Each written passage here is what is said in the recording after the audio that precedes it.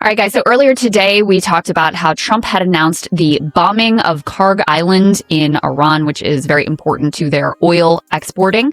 And we're privileged now to be joined by Dr. Trita Parsi. He is the executive vice president over at the Quincy Institute for Responsible Politics to talk about that and some other significant developments that have been unfolding in the Iran war as well. Great to see you, Doctor. Good to see you again.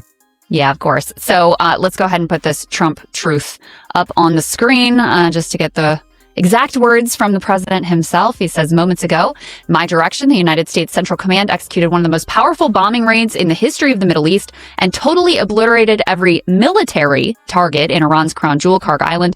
Our weapons are the most powerful and sophisticated that the world has ever known. But for reasons of decency, I've chosen not to wipe out the oil infrastructure on the island. However, should Iran or anyone else do anything to interfere with the free and safe passage of ships through the Strait of Hormuz, I will immediately reconsider this decision. During my first term and currently, I rebuilt our military into the most lethal, powerful, and effective force by far anywhere in the world. Iran has no ability to defend anything we want to attack. There's nothing they can do about it. Iran will never have a nuclear weapon, nor will it have the ability to threaten the United States of America, the Middle East, or for that matter, the world. So this was the announcement we received yesterday evening. And sure enough, reporting is that Karg Island was hit, that it was the military infrastructure, that the oil infrastructure remains intact. Your reaction to these latest developments? I think, frankly, we're further seeing Trump losing control over this. Iran apparently seems to have even escalation control at this point because they struck at oil facilities, not military facilities, oil facilities in UAE in response to this. I think we have now a situation in which Trump actually is recognizing that the Iranians have this leverage over the Strait of Hormuz, over oil, and he doesn't really have what it takes to go all the way to attack these things because he is now finally recognizing that that would be absolutely suicidal. Even if he were to strike at the oil facilities at that island, it does not mean that the Iranians will open up the strait or that the Iranians will not be able to export their own oil. During the Iraq-Iran war, that island was struck constantly by the Iraqis. The Iranians found various workarounds. Obviously, it's very bad for them. I'm not trying to downplay it. But they have workarounds. They put those in place back then. I would suspect that they're even more sophisticated at this point compared to then. Whereas they now have really the control over the Strait of Hormuz. They're the ones who decide which ships go in and which ships don't. And just to see as the evidence of that is that India is negotiating itself with Iran for free passage, and so is France and Italy. They didn't go to Trump to negotiate free passage. They went to Iran because it's the Iranians that are in control. And now for the first time in a very long time, the Iranians actually have leverage. They have significant leverage. When they didn't have leverage and in the negotiations, they gave concessions. It didn't get them anything. It got them this war. Now they have leverage. I don't find it very likely that they will give it up without getting major concessions in return. And there's, of course, the risk that the Iranians will do the same mistake as the Trump administration did, which is to overplay their hands.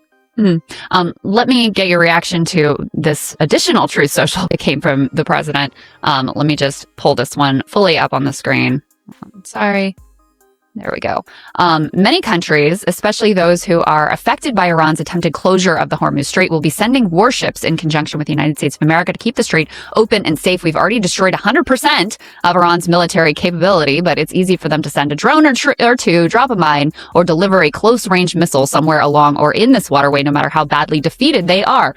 Hopefully, China, France, Japan, South Korea, the UK, and others that are affected by this artificial constraint will send ships to the area so the Hormuz Strait will no longer be a threat by a nation that has been totally decapitated. In the meantime, the U.S. will be bombing the hell out of the shoreline and continually shooting Iranian boats and ships out of the water. One way or the other, we will soon get the Hormuz Strait open, safe, and free. So they're hoping that China will join this fight alongside of us to reopen the Strait of Hormuz. I mean, look, every sentence there contradicts the next. First declaring complete victory, saying that these countries will, and then later on saying, hopefully these countries will join in this effort. You're seeing the words of a man who actually has been defeated and who knows it. This is the desperation phase of this war at this point. The question, though, is, it hasn't yet ended, and it can end in a much worse way than what we're already in. He's looking at increasingly bad escalatory options to give the pretense that he is in control, hoping that the sounds of more explosions in Iran will cover up the fact that he has absolutely no strategy. Yeah, and just talk to us a little bit about why reopening the strait has become clearly so central in Trump's mind. And I think it's also worth noting that all of these moves occurred after the markets closed on Friday, which I don't think is an accident. Yeah. And even then, he actually didn't strike the oil facilities. If I'm sitting in Tehran right now, I will interpret that as Trump's aim at playing madman has come to an end, and that he is now being constrained by others. He probably wanted to go all the way. This is just speculation on my end. He wanted to go all the way, but there was such pushback inside the US government pointing out the tremendous negative effects this would have on the global economy, on oil markets, and on the US economy months before a midterm, that he had to pull it back and instead just did this pinpoint attacks against the military facilities, which then tells the Iranians Trump is not willing to escalate further. This further strengthens their sense, false or correctly, that they are more in control of the situation right now.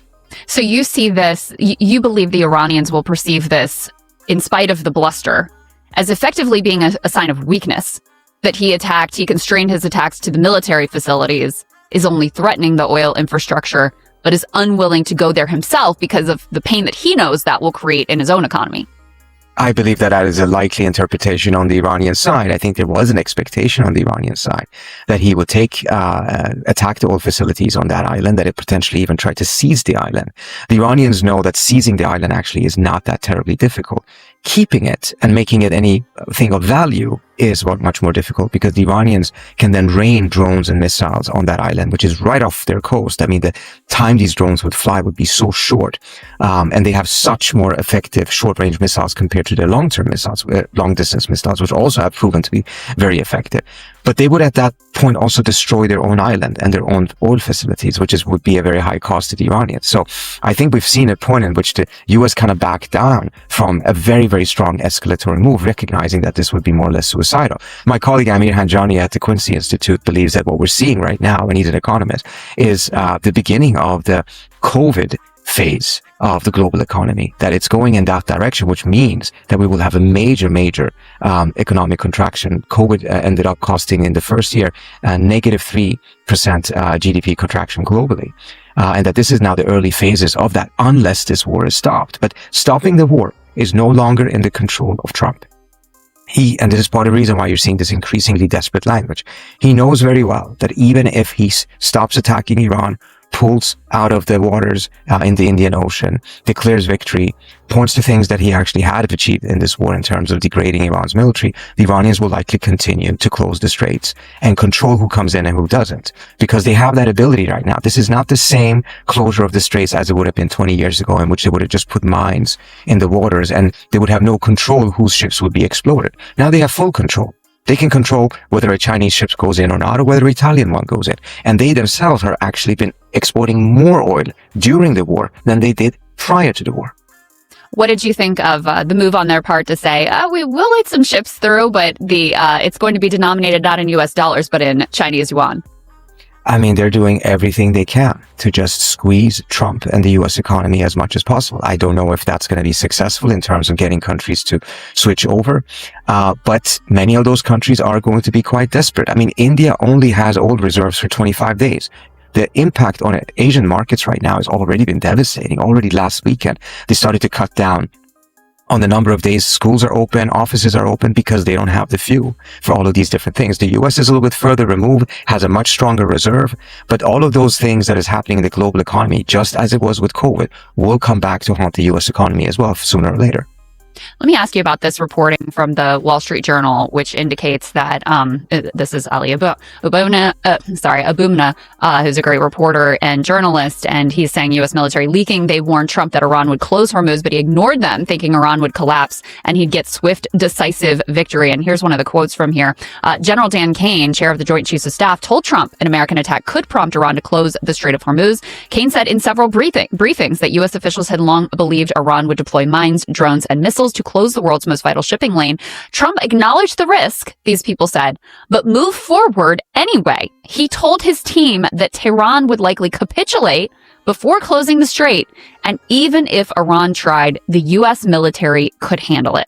So I think a few things that were noteworthy to me. I mean, first of all, just the fact that these leaks are coming out now of people in the administration, likely in the military brass, are trying to say, listen, we tried to tell this guy that this was a bad idea, which shows you as an indication that on the inside, they also think that this is, a catastrophe on their hands at this point. And then obviously the details here that Trump, rather than listening to military experts, was sort of high on his own supply, coming off what he perceives as this magnificent victory in Venezuela, and thought, oh, the Iranians, they'll capitulate. They're just going to threaten this. It's an empty threat, and they'll break before we ever get to this point.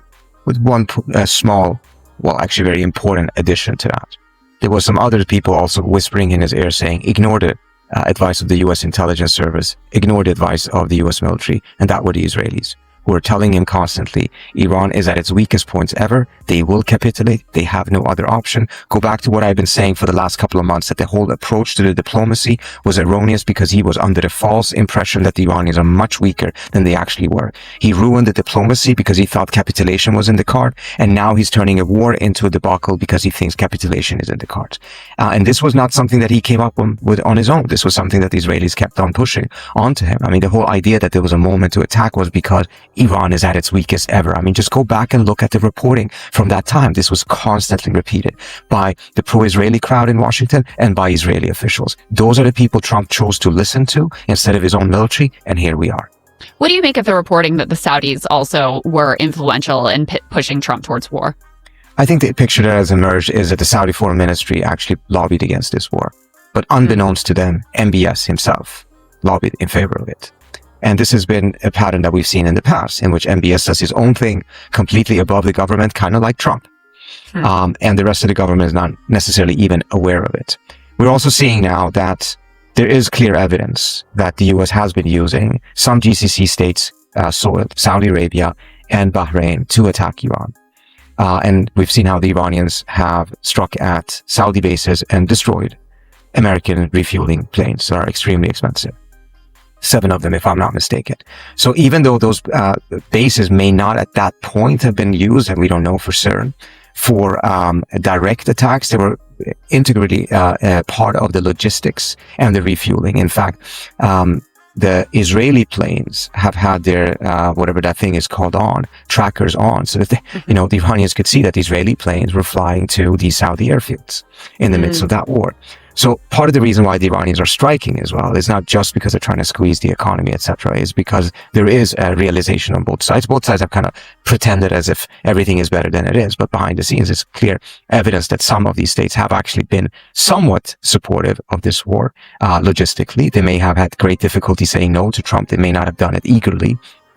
But this is part of the reason why the Iranians have also been striking at some of these Saudi airfields. So I saw, and I'm sure you did as well, the reports that they're bringing in this Marine Expeditionary Force, some 2,500 Marines being rushed into the region. What does that tell you about where this war may go next from the U.S. side? It just looks to me as if it's getting more and more desperate now. Are they going to use those 2,500 troops, Marines, to go and take that island? They might succeed in taking the island, but then they're sitting ducks, and the Iranians will rain missiles and drones onto them. They will destroy their own island and all the old facilities, but they will get far more American casualties than they have been able to get by striking places, empty bases in Bahrain and in Kuwait and other places.